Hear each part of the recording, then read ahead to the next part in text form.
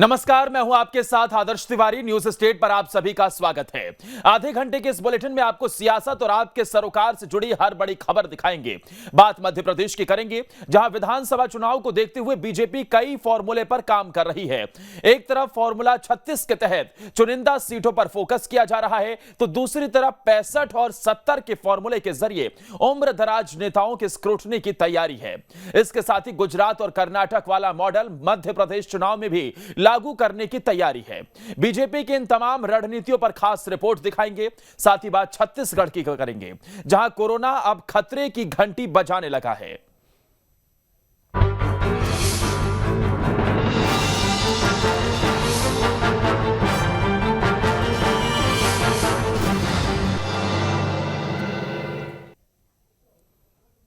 मध्य प्रदेश में बीजेपी करीब 40 विधायकों का टिकट काट सकती है।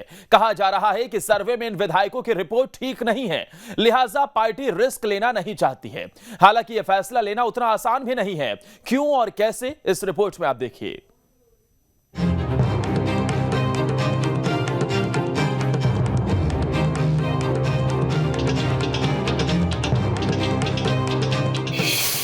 बीजेपी में टिकट काटने पर मंथन, खराब रिपोर्ट वालों की बढ़ी धड़कन। चुनाव में करीब 7 महीने का वक्त जरूर बचा है, लेकिन जमीनी आकलन और फीडबैक लेने का काम जोरों पर है। सर्वे से जिताऊ चेहरों की तलाश हो रही है, साथ ही विधायकों के ग्राउंड रियलिटी की भी पड़ताल हो रही है। कहा जा रहा है कि करीब 40 विधायकों की रिपोर्ट खराब है, ऐसे में पार्टी उनका टिकट काट सकती है। हालांकि एक चर्चा यह भी है कि पार्टी ने ऐसे विधायकों को एक मौका दिया है, जिसमें उनसे 2 टूक कहा गया है कि अगर 3 महीने बाद भी ऐसी ही स्थिति रही तो चुनाव से वो खुद को बाहर कर ले, यानी उनकी जगह किसी दूसरे को टिकट दिया जाएगा। इस चर्चा से बीजेपी के कई विधायकों की नींद उड़ गई है। सन 2023 में विधानसभा हमारे सामने है। सभी पार्टी अपनी अपनी तैयारी करते हैं, लेकिन भारतीय जनता पार्टी बहुत ही मजबूत संगठन है, बहुत मजबूत पार्टी है। देश की नहीं बल्कि पूरे विश्व की सबसे बड़ी पार्टी है। असंख्य हमारे कार्यकर्ता हैं। निश्चित तौर पर बूथ से लेकर हर स्तर पर हमारे कार्यकर्ता पूरी ईमानदारी के साथ में अपने प्राणपण से लगे हुए हैं। भाजपा की स्थिति मजबूत है। देखिए, भारतीय जनता पार्टी फिर से एक षड्यंत्र के तहत तो ये सर्वे लेकर आई है कि वो मात्र 40 लोगों का ऐसा बता रही है कि वो खतरे में, जबकि हकीकत यह है कि आज पूरे 230 में से मात्र 50 ही ऐसे विधायक होंगे जो जीत के आएंगे। उन्होंने ये फॉर्मूला इसलिए लेके आए हैं कि जो सिंधिया जी के साथ जो विधायक आए हैं या जो मंत्री हैं, उनका टिकट किस प्रकार से काटा जाए, और जो संघर्ष चल रहा है आयातित और स्थापित लीडर्स के बीच में, उस संघर्ष में फॉर्मूला कैसे लेके आए कि सिंधिया जी के लोगों के टिकट काटे जाएं। दरअसल ऐसा माना जाता है कि ज्यादातर एंटी इनकम्बेंसी विधायकों के खिलाफ ही रहती है। जनता और कार्यकर्ताओं से दूरी की वजह से विधायकों के खिलाफ नाराजगी रहती है, जिससे चुनाव में उनकी हार होती है और सीधा नुकसान पार्टियों को हो जाता है। इसका खामियाजा पार्टी को 2018 में उठाना पड़ा था। बीजेपी ने 55 विधायकों के टिकट काटे थे। कई और विधायकों की रिपोर्ट खराब थी, लेकिन दबाव के आगे पार्टी को झुकना पड़ा था, जिसका नुकसान पार्टी को उठाना पड़ा। इसलिए माना जा रहा है कि करीब 40% विधायकों के टिकट काटे जा सकते हैं, ताकि एंटी इनकम्बेंसी को खत्म किया जा सके।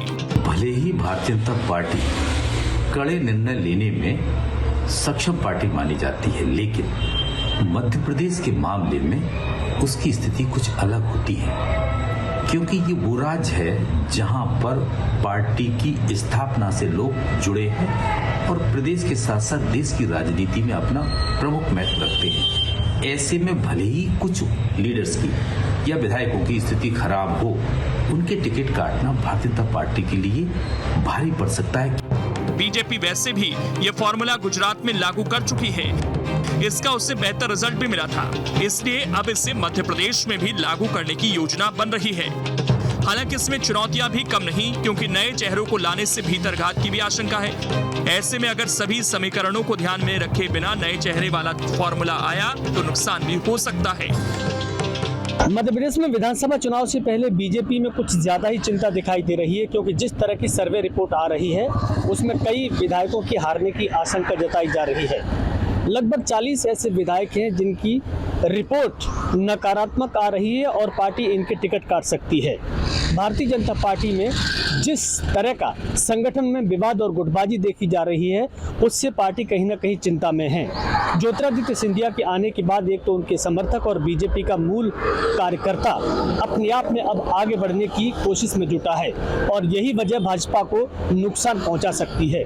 कांग्रेस के लिए खुशी की बात तो ये है कि कांग्रेस सोच रही है कि भारतीय जनता पार्टी की गुटबाजी ही उसे सत्ता तक ले जाएगी, यानी ये चुनाव बेहद ही दिलचस्प होने वाला है, क्योंकि बीजेपी के सामने असंतुष्ट चुनौती बनकर उभरेंगे, तो कांग्रेस के सामने भी कौन सा कैंडिडेट किसके सामने लड़ेगा, इसका चयन करना भी बहुत बड़ा काम है। Vinod Sharma, news state. अब इसमें खबर तो यह है कि बीजेपी दावेदारों से गारंटी मांग रही है। 51% वोट की गारंटी देने पर दावेदारी पक्की होगी। दावेदारों के दावों की पड़ताल भी होगी। मध्य प्रदेश में आगामी विधानसभा चुनाव से पहले उम्रदराज नेताओं पर बीजेपी की तिरछी नजर है। फिलहाल 65+ और 70+ के नेताओं की लिस्ट तैयार हो रही है। इनके लिए टिकट का फॉर्मूला और पैमाना तय किया जाएगा। रिपोर्ट आप देखिए।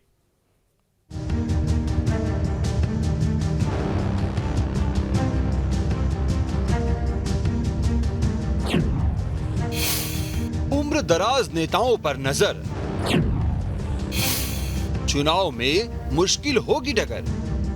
जी हां, मध्य प्रदेश में 65 साल या इससे अधिक उम्र के बीजेपी विधायकों और टिकट के दावेदारों की राह इस बार मुश्किल हो सकती है।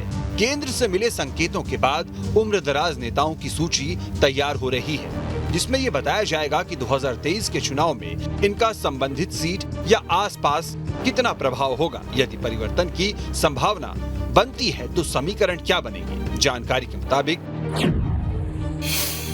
सूची 3 तरह की है, जिसमें 60 पार, 65 पार और 70 पार के नाम हैं। ज्यादा फोकस 65 और 70 की उम्र पार कर चुके नेताओं पर है। सूची के आधार पर क्राइटेरिया तय होगा और टिकट का फॉर्मूला बनेगा। प्रदेश स्तर से सूची अप्रैल में ही तैयार कर ली जाएगी। बता दें कि 2018 के चुनाव से पहले क्राइटेरिया तय नहीं हुआ, लेकिन पहली बार इस तरह की सूची के जरिए टिकट की कवायद शुरू हो रही है। बहरहाल आगे बढ़ने से पहले कुछ नामों पर नजर डालते हैं जो 65+ के हैं। पूर्व मंत्री रुस्तम सिंह, उम्र 78 साल। पूर्व मंत्री जयंत मलैया, उम्र 76 साल। पूर्व मंत्री पारस जैन, उम्र 73 साल। पूर्व स्पीकर सीता सरन शर्मा, उम्र 72 साल। पूर्व मंत्री और मौजूदा विधायक गौरीशंकर बिसेन, उम्र 70 साल। विधायक अजय बिश्नोई, उम्र 70 साल। पूर्व मंत्री जयभान सिंह पवैया, उम्र 68 साल। अनूप मिश्रा, उम्र 67 साल। तो सूची काफी लंबी है, लेकिन इनके अलावा और भी चेहरे हैं। मसलन विधानसभा अध्यक्ष डॉक्टर गिरीश गौतम 70 साल के हो चुके हैं। 9 मंत्री हैं जिनकी उम्र 65 साल या इससे ज्यादा है। मंत्रियों में तुलसी सिलावट, प्रेम सिंह पटेल, राम खिलावन पटेल, गोपाल भार्गव, यशोधरा राजे सिंधिया, जगदीश देवड़ा, ओम प्रकाश सकलेचा, प्रभुराम चौधरी और बिसाहूलाल सिंह जैसे कई नाम शामिल हैं। बहरहाल इस बार जैसी कवायद पिछली बार भी हुई थी, 2018 के चुनाव से पहले भी टिकट काटे गए थे। तब 2018 के चुनाव से पहले 165 विधायकों में से 53 के टिकट कटे। 2018 के विधानसभा चुनाव के पहले 5 मंत्रियों के टिकट काटे गए थे। इनमें माया सिंह, गौरीशंकर शेजवार, हर्ष सिंह, कुसुम मेहदेले और सूर्य प्रकाश मीणा थे। एससी के 13, एसटी के 13 और सामान्य ओबीसी के 27 विधायकों का पत्ता साफ हुआ था। इनकी जगह 45 नए चेहरों को मौका मिला, जिसमें 25 महिलाएं थी।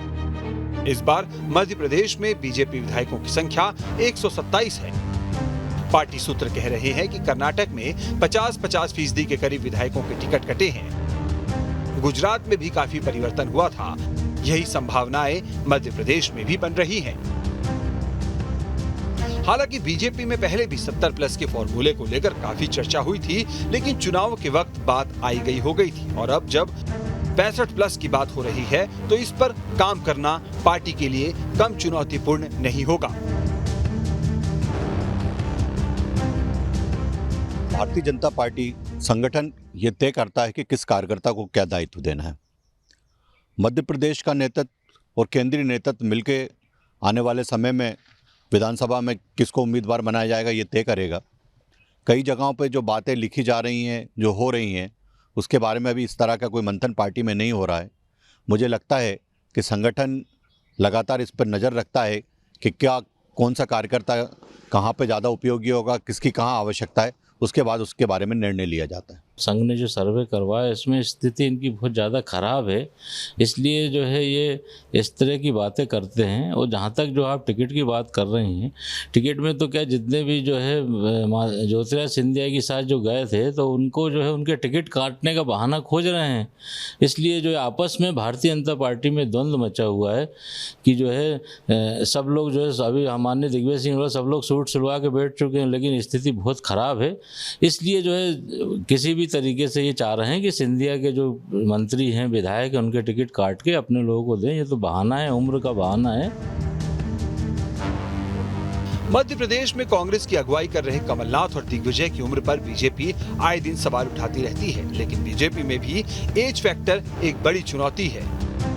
65 पार का फार्मूला कोई नया नहीं है। पिछली बार भी हमने देखा था कि सरताज सिंह जैसे कई नेताओं को टिकट नहीं मिली थी, पार्टी ने उसी फार्मूले के तहत टिकट काटी थी। देखिए, ये तो उनका ये है कि किनको टिकट नहीं देना है, और उसके और भी कारण होते हैं। यदि आप गोपाल भार्गव का टिकट काटेंगे तो सीट थोड़ी गंवाएंगे आप, अपने हो सकता है उनके पुत्र को टिकट दे दें।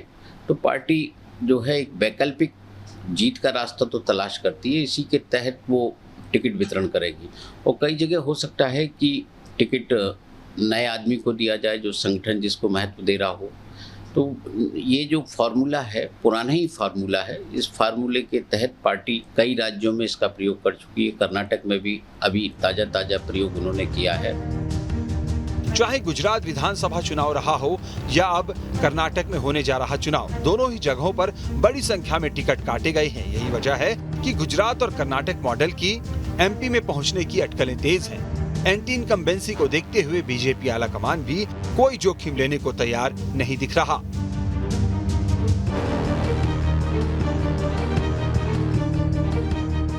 मध्य प्रदेश विधानसभा चुनाव के मद्देनजर बीजेपी अब हर एक पहलू पर काम कर रही है, और इसी कड़ी में अब उन वरिष्ठ नेताओं पर ध्यान दिया जाएगा जो गाहे बगाहे सत्ता और संगठन के खिलाफ अपनी नाराजगी जताते रहते हैं। इसके साथ ही उन नेताओं की भी लिस्ट तैयार की जा रही है जिनकी उम्र 65 साल से ज्यादा है। जाहिर है कि अपने इस फॉर्मूले के जरिए बीजेपी अपनी राह में आने वाले हर एक कांटे को हटाने की कवायद कर रही है। वीडियो जर्नलिस्ट अभय के साथ नीलम गुरवे, न्यूज स्टेट मध्य प्रदेश।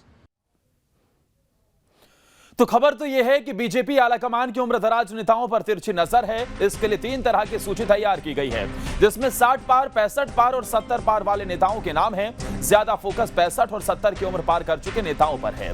मौजूदा सरकार के 9 मंत्री सहित 33 बड़े नेता इस दायरे में हैं। सूची के आधार पर क्राइटेरिया तय होगा और टिकट का फॉर्मूला बनेगा। प्रदेश स्तर से सूची अप्रैल में ही तैयार कर ली जाएगी।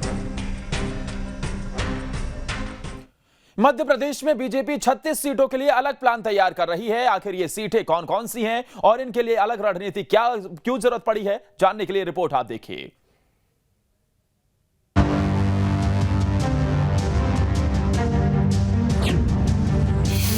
36 सीटों को लेकर बीजेपी में टेंशन।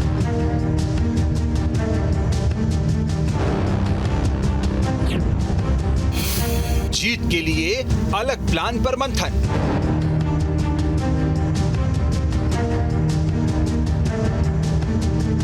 जिन सीटों से सत्ता की राह आसान होनी है उनके लिए बीजेपी खास चक्रव्यूह रच रही है। 36 सीटें ऐसी हैं जिन पर बीजेपी अपनी कमजोरियों को दूर करने पर काम कर रही है। सवाल है कि आखिर बीजेपी 36 प्लान है क्या?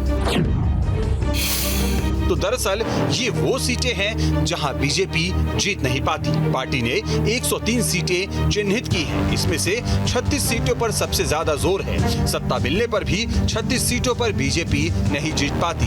कांग्रेस इन सीटों पर लगातार जीतती रही है। 36 सीटों पर 51% वोट का टारगेट रखा गया है। इन इलाकों में हितग्राहियों से सीधा संवाद हो रहा है। ज्यादा योजनाएं दी जा रही हैं। विकास के जरिए जीतने का प्लान है। मतलब रणनीति ये है कि इन 36 सीटों वाले इलाकों में इतने काम कर दिए जाएं कि नाराजगी और नुकसान की गुंजाइश ही न रहे। भारतीय जनता पार्टी के संगठन के द्वारा, शीर्ष नेतृत्व के द्वारा जिस प्रकार का संकल्प संगठन के माध्यम से कार्यकर्ताओं तक दिया है कि 51% मतदान हम हर बूथ पर वोटिंग के माध्यम से तैयार करें, उसमें प्राणपण से हमारा कार्यकर्ता लगा हुआ है। पहले तो मैं आपको बता दूं कि बीजेपी जो है ना, जो लगातार जीतती चली आ रही है, उन्हीं को ही बचा ले इस बार बहुत बड़ी बात समझना, क्योंकि जिस तरह से आज आम जनता परेशान है, जिस तरह से आज आम जनता इस महंगाई में संघर्ष कर रही है, तो मुझे नहीं लगता कि बीजेपी का इस बार सुपड़ा साफ होने जा रहा है और जनता काफी नाराज है। दरअसल बीजेपी की कोशिश है कि जिन सीटों की वजह से कांग्रेस की स्थिति मजबूत रहती है, वहीं उसका रास्ता रोका जाए, जिससे कि सत्ता की लड़ाई में कांग्रेस दूर रह जाए। नहीं, देखो दोनों बातें, उसमें कई चीज़ें रहती हैं। एक तो कांग्रेस के नेताओं, मतलब जो भी नेता हैं जो लगातार जीतते हैं, उनका अपना एक जनाधार होता है, जातिगत आधार होता है, फिर उनके काम करने की शैली होती है। तो उसके लगातार जब लोग जीतते रहते हैं तो उसके खिलाफ एंटी इनकम्बेंसी होती है, ये अलग बात है। लेकिन ये लोग जो होते हैं, जो इस तरह से लगातार सीटें जीती या पार्टी लगातार सीटें जीतती है, तो वहाँ बहुत सारे फैक्टर काम करते हैं। जातिगत फैक्टर भी काम करता है, प्रत्याशी का अपना वजूद भी कायम करता है, और ऐसी स्थिति में दूसरे दलों के प्रतिनिधि वहाँ मौजूद ही नहीं रह पाते। जैसे लाहौर की बात करें तो लाहौर में हम देखेंगे कि पिछले जब से गोविंद सिंह जी ने चुनाव लड़ना शुरू किया है, हर चुनाव में बीजेपी को एक नया कैंडिडेट लाना। अब आपको बताते हैं कि आखिर बीजेपी की चुनौती क्या क्या है। तो सत्ता संगठन में बेहतर समन्वय बनाना, कार्यकर्ताओं की अनदेखी ना हो पाए, कार्यकर्ताओं के फीडबैक पर काम करना, योजनाओं की पहुंच बढ़ाना, डिलीवरी सिस्टम बेहतर करना, विधायकों की परफॉर्मेंस पर नजर रखना। हालांकि इस बार बीजेपी इन सभी कमजोर कड़ियों को लेकर सतर्क है और लगातार विधायकों पर नजर रख रही है। चुनावी आहट के बीच कार्यकर्ताओं की पूछ परख भी बढ़ गई है। कार्यकर्ताओं का मन टटोलने के साथ ही उनकी नाराजगी दूर करने पर भी गंभीरता से काम हो रहा है। संवादहीनता, काम न होना, महत्व न मिलने जैसी शिकायतों पर तुरंत कार्रवाई होगी ताकि कार्यकर्ताओं में नाराजगी न रहे। दरअसल 2018 में बीजेपी सिर्फ 2 वजहों से सत्ता से दूर हो गई थी। पहला ये कि विधायकों से नाराजगी थी, दूसरा ये कि कार्यकर्ता पूछ परख नहीं होने से नाराज थे और वो चुनाव के वक्त घर बैठ गए थे। ऐसे में एन चुनाव के वक्त बीजेपी जमीनी स्तर पर कमजोर हो गई थी, जिससे उसे बड़ा नुकसान हुआ था। इसलिए पुरानी गलतियों को लेकर पार्टी के दिग्गज अलर्ट हैं। मंत्री से लेकर विधायकों को ताकीद की जा रही है कि क्षेत्र में सक्रिय रहे, साथ ही कार्यकर्ताओं से संवाद करते रहे ताकि जमीनी सच्चाई का पता चल सके। बीजेपी की कोशिश है कि अगर हारी हुई सीटों पर स्थिति मजबूत हो गई तो सत्ता की राह आसान हो जाएगी। इसलिए कमजोर प्रदर्शन वाली सीटों पर ज्यादा ध्यान है। विधानसभा चुनाव में एक एक विधायक का जीतना महत्वपूर्ण होता है, क्योंकि एक एक करके संख्या बल बढ़ता है, तभी राज्य में सरकार का गठन हो पाता है। कांग्रेस के सामने चुनौती यह है कि 2018 में तो उसे जनता ने चुना था, लेकिन भारतीय जनता पार्टी ने बीच में ही सत्ता छीन ली। और भारतीय जनता पार्टी के लिए सबसे बड़ी चुनौती यह है कि जिन 36 सीटों पर पार्टी लगातार चुनाव हारती चली आ रही है, वो भला इस बार कैसे जीती जाए। यानी कांग्रेस कोशिश ये कर रही है कि उन सीटों को एक बार फिर से बचाया जाए और आगे की रणनीति बनाकर ज़्यादा सीटें कैसे हासिल की जाएं। तो भारतीय जनता पार्टी 36 के आकलन में 52 का गणित लगा रही है। अब देखना होगा कि इस संघर्ष वाले चुनाव में एक एक विधायक जीत कर आएगा तो किस पार्टी का बहुमत हासिल हो पाएगा। हालांकि ये 36 सीटें ऐसी हैं जहां भारतीय जनता पार्टी लगातार अपनी रणनीति बनाती रही है, लेकिन हर बार उसे नाकामयाबी ही मिल रही है। Vinod Sharma, news state. अब इसमें खबर तो यह है कि हारी हुई सीटों पर दोनों पार्टियों का जोर है। कांग्रेस बीजेपी ने दिग्गजों को जिम्मेदारी दी है, यानी एक दूसरे के गढ़ में सेंधमारी की तैयारी है।